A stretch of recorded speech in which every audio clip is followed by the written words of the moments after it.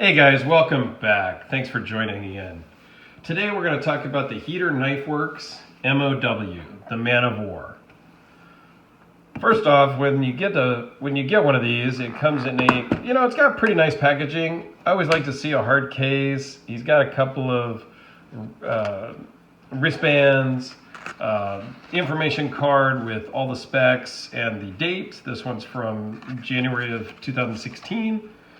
Usually comes with a second skull crusher / backspacer, and this was his original packaging when he started out on these ones.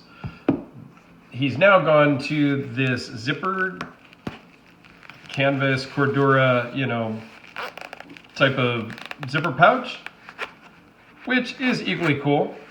I had several of his, knives at the time, and he came out with these, so I had him send me a couple of extra for each one of my knives. So I have kind of the full kit with the patches. So I've got the zipper case and a hard case for both of the knives that I still have of his. I have this MOW and I have a POW, which is a little bit smaller. I'll do a review on that here coming up. Maybe I'll do that one tomorrow. But in the next few days or week, I will get the POW one up. Let's just dive right into the specs. It is got a closed length of 6 inches. It is obviously a flipper, frame lock flipper, with an overall length of 9.5, blade length of 3.87 from the edge of the scale to the tip, and an edge length of 3.79. The blade thickness on this guy is 0.21. It is CPM 3V steel. The overall thickness is 0.67 minus the clip, of course. This is running on bearings.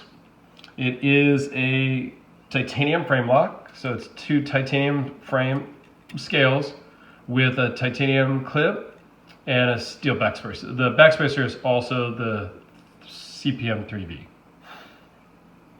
One of the unique things about Heeter is, while it is a frame lock flipper, it also has this pin here. He calls it the grenade pin, that goes in this hole here. So it goes through a hole on this side of the scale, through the blade, and through the other scale. So even if you were to unlock the blade, it is still fixed. There is no blade play on this in any direction. Even without the pin, there is no blade play. This is super solid. There's no play. Even in it's semi-opened, it's still solid.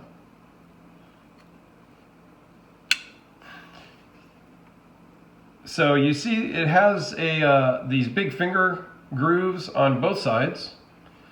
Flame anode on the finger grooves of this side, and the entire back side is flame anode. This is one of the early models. This is number 32. And you can see it's just stamped in. He stamped in MOW, he stamped in 032, and stamped in his knife here on the clip. On the more current versions, that's all kind of engraved, so it looks a bit nicer. But I got this one on the secondary market for a good deal.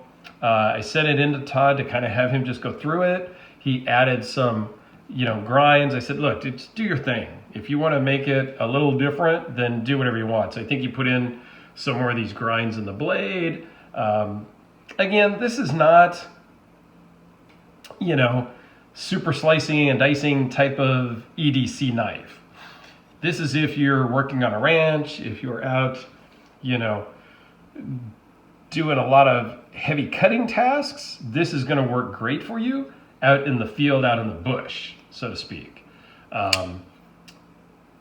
It's not something you want to pull out at your office to open a box. It's not something that you use to cut an apple. I mean, you can, but it's not designed for that type of use. The blade with all the grinds and this stuff here, it's going to get caught if you were to cut into something and whatnot. If you were cutting into an animal or whatnot, this is going to get caught up. So it's not completely for function. There's a lot of form and just, you know, beauty, and beauty is in the eye of the beholder. I happen to like the look of this. I have big, crazy, overbuilt knives in my collection, and this fits right in with them. Do I carry this every day? No. Do I carry it once a week? No. I have a lot of knives I rotate through. But at one time in my collection, I did carry this quite a bit more. I did get the POW, which is more pocket friendly than this one. So this one does have a steel lock bar insert on the inside here. It also has an over travel stop so that you cannot unspring that lock.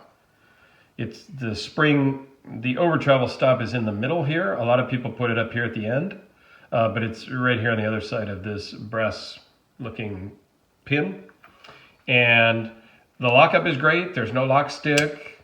It locks up perfectly fine, and there is no movement, no play. Todd is a great guy to work with. When I did send this in, he was like very responsive. We talked a lot about different options, different things we could do to this, things we could do on some other items I was going to buy from him. He makes, you know, a couple of different models of the MOW, the POW. He's got a knuckle thing. He's got some little pillboxes. So he's got a kind of a variety of items. And then different blades. So this is just a standard blade. There's a mercenary blade, which is a little more of a, you know, straight angled type blade. And then he's got a chopper blade, which is more of a like an axe blade on this model. So he's got a variety of things, which is cool. One of the things I don't love is it is a really big flipper tab. It works. I mean, it works great, but when this is in your pocket, this tab kind of gets in the way if you reach in for anything. I try not to carry too much stuff in my knife pocket, my right front pocket for me, because I don't want to scratch up my knives. This one I wouldn't care about scratching up, but if I had my, you know, Field Marshal Steelcraft Bodega bag knife, I wouldn't want to scratch this up with keys and coins and a bunch of stuff. So I try to keep this pocket fairly clear, but I do put my hands in my pocket, and this does kind of get in the way of your pocket. And when you're drawing it from the pocket, it gets a little bit hung up. That's the other thing I don't really love, is how this comes out of the pocket. The clip kind of grabs and takes a little bit of a tug and then a yank to get it out of your pocket. So the other issue with the large flipper tab is, depending on how you're going to close this, it hits your thumb. Now that may be a positive for some because it keeps you from slicing your finger, because it's going to stop and, oh, now I got to move my hand out of the way and then I can close it. But it's unusual. It's not the norm. With the Field Marshal flipper tab, it just goes right past my thumb.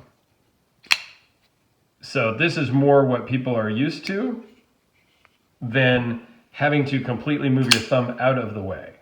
So it's just, you know, one little thing. And then it's got the same issue with the lock bar. This is just a cutout. So this is a bit on the sharp side. It's not going to cut you, but it can be a little uncomfortable in certain grips and certain use. You're going to feel that edge. And again, at this price point, because at one point, these were way skyrocketed up. There was a lot of hype. I don't know. These things went through the roof, ridiculously high. Now they're back down to normal, under what the table price was, and affordable. A lot of people are holding on to them, so they're not selling a lot. But when they do sell, totally reasonable price these days. So all in all, I think it's a good knife. I like it. You may not like the look, but again, beauty is in the eye of the beholder. And this is not for everybody.